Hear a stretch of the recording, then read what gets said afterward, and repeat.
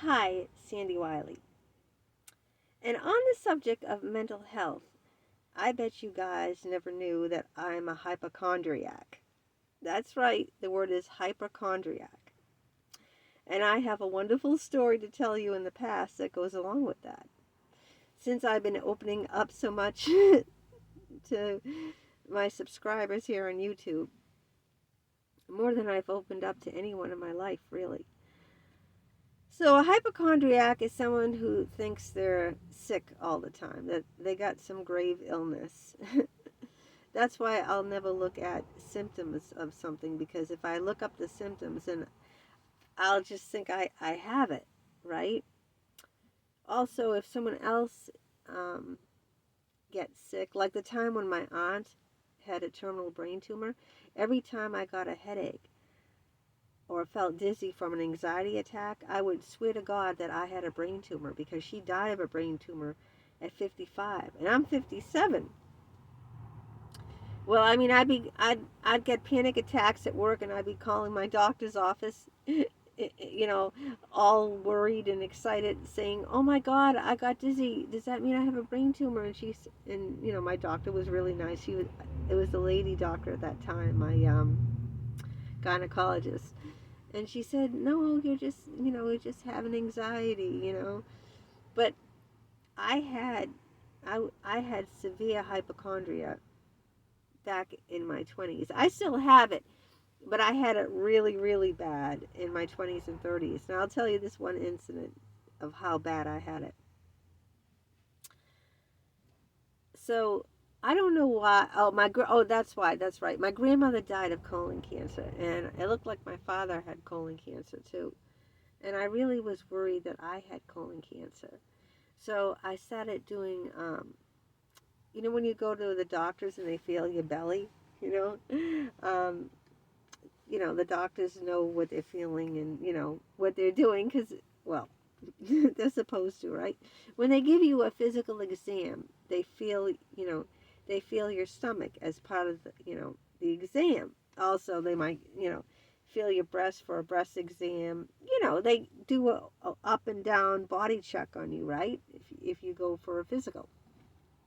Well, because my grandmother died of colon cancer, I was really worried that I had it, even though, I might have had some, mild symptoms of it, like, um, because I was diagnosed with irritable bowel syndrome. So, that means you have alternate constipation and diarrhea.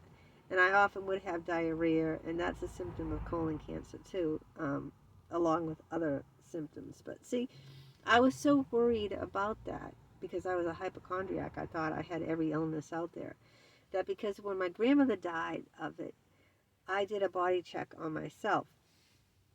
And I was feeling down there, I was feeling my stomach, right? And then I felt this big mass in my stomach. And I got so nervous. I was hysterical. At the time, both of my children were pretty young, under 10 years old. I called my doctor, right? And this time it was a male doctor because, I was in my 30s. The other one, the female doctor I had in my 20s, had retired.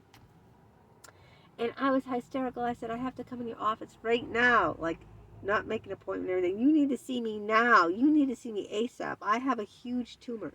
I'm dying right now. I'm dying. I'm telling you, I'm not going to live out the day. I swear to God, I'm not kidding. So I got in the car and I raced to the doctor's office and I said, "You have to let me in to see Dr. Cunningham. You have to let me in. I'm dying. I told you, I felt a very big tumor in my stomach. I know I have colon cancer. I have it. I have it. I have it." So even though I did not have a scheduled appointment, he was kind enough to, set me up in an exam room. And he felt the area. I said I had the big tumor, and he said, "You know what? That's not a tumor. That's your colon." I said, "What?" He said, "You're so skinny that you can feel your colon." No tumor.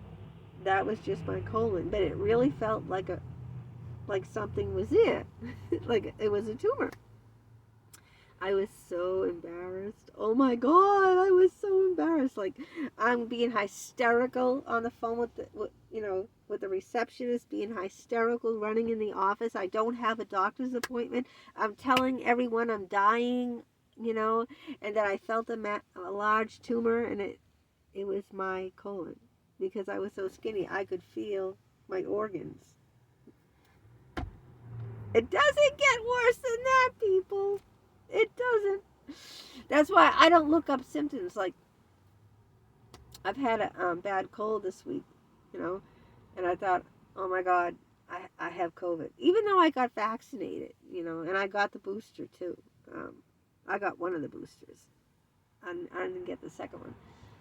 I got really, worried. Like, I have a fever. It's 100 degrees, and I have a slight cough, a sore throat. Or I'm still all nasally. Can you tell by the sound of my voice? So I said, I don't want to look up the symptoms. I don't want to take the test either. Because if I take the test and I find out I do have COVID, then I'll have to, stay in the house, and not go anywhere. And I can't just stay in the house. But yeah, so I'm a really bad hypochondriac. If I heard someone's got something, I automatically think I have it or I'll get it. And if I have the slightest thing, like I told you before, if I have a headache, I'll think it's a brain tumor. So something slight that someone would just, oh, that's nothing. Like if I have stomach pains, I'll think it's colon cancer. It's got to be that, right? A headache is going to be a brain tumor. It can't be something like my husband is always yelling at me. It can't be something little with you. You always have to be, have some major drama of something life-threatening you think you have. It's like one time I had some rash on my hand, and I thought that I had skin cancer, inoperable skin cancer, because it just looked really gruesome. I don't know what it was, but I thought it was skin cancer, but it wasn't skin cancer. But see, that's what hypochondriacs do. They worry that they have something terminal all the time when they don't have any proof or evidence that they do. Like the time I felt my colon, right? I thought that was a tumor. Isn't that crazy? That's really absurd. So, yeah, it's another neuroses. I'm full of neuroses. I'm very neurotic. I worry about everything, you know. But this being a hypochondria, I was thinking about that, and I'm thinking how bad I had it. I'm a little bit better now, but I was really, really bad in my 20s and 30s about it. I mean, really bad. I thought I had everything. I still am like that, but not to that extent. But I still worry, like if I have something on my skin, I'll say, is this skin cancer? Or if I have a pain in my stomach, do I have stomach cancer? I will worry about that too. One time I felt like I had like a golf ball in my throat, right? And I said, that's it. I have throat cancer. I was convinced I had throat cancer because it felt like something was stuck in my throat. So I went to the doctor. I got that test, that barium test, where you had to drink like this terrible tasting white stuff. It looks and tastes like glue. I never tasted glue, but I'm telling you, it looks just like glue. It's as thick as glue, and it tastes nauseating, just like you're drinking a bottle of glue.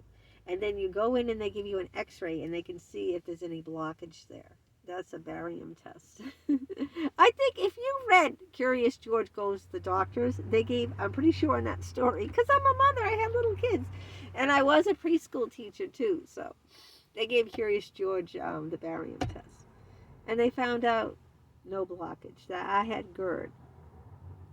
That's that's gastro reflux disease. It's still a serious condition, GERD, if you look up GERD. But it's not cancerous, it's not like you have a big tumor in your throat. It just feels like, like there's something physically there, but there's nothing physically there. It's the acid. the acid that's, because that's what GERD is, gastric acid, reflux acid that comes up. But, it felt like there was, like I had a tumor, like something was there physically. I had that sensation. And I rushed to the doctors and did that barium test. And I was always running to the doctors all the time, thinking I was dying of this or that. Throat cancer, stomach cancer, colon cancer. So you see what I'm saying? That's what being a hypochondriac is. It's a living nightmare. It is. Because even though you don't have what you're worried about, right? You worry about it so much that that's what's causing you undue stress and making everyone in your life go crazy, like, oh my God, not again. Now she thinks she has this. Now she thinks she has that, right? How many times did I rush to the emergency room because I felt some chest pain, right? It turns out that was GERD too. I thought I was having a heart attack. But GERD can give you pains up here in your chest. But I thought I was having a heart attack. I said, this is it. Sanford and Son. Look Sanford and Son up. I used to love that show. This is it, Elizabeth. It's a big one. It's a big one. This is it, Elizabeth. It's a big one. If you're old enough, you'll know Sanford and Son. How he used to obviously go around like this. It's a big one, Elizabeth. That was his deceased wife. But I would run to the ER for the least little thing. I mean, I'd run to the ER if I cut my finger. One time I was cutting something up on the food processor and I nicked my finger. I said, oh my God, I'm bleeding to death. I'm going to bleed to death. And I run to the ER and they put a Band-Aid on it. Do you see how bad I am? I run to the ER because I cut my finger. I think I'm going to bleed to death. I'm not kidding you. I'm serious. I've never really told anyone this. I haven't. Like, you guys are the first to know I'm a hypochondriac. It's not as bad right now. It was worse, but there are times when I really drove my husband like Lulu. Like, you know what I mean? You have to go to the ER because you cut your finger? Really? You have to wait all those hours in the waiting room? In the ER. You're sitting there for hours. You never get, and it takes hours just to get looked at. And someone who cut their finger, that's going to be low priority, way, way low priority. So, have you guys ever experienced that? Have you guys ever felt like worried that you have some illness, that you don't have, and you just, you excessively worry about it, worrying that you might have it, or you might get this, or you might catch that, or you might get COVID, right? So you don't go out of the house and you become, who's that guy that wore gloves all the time? Well, what's his name? He was always afraid of catching germs. I forget his name now. But one of you guys might know. But anyway, so that is my story about being a hypochondriac. How did I get over it? Well, first of all, I don't look up symptoms.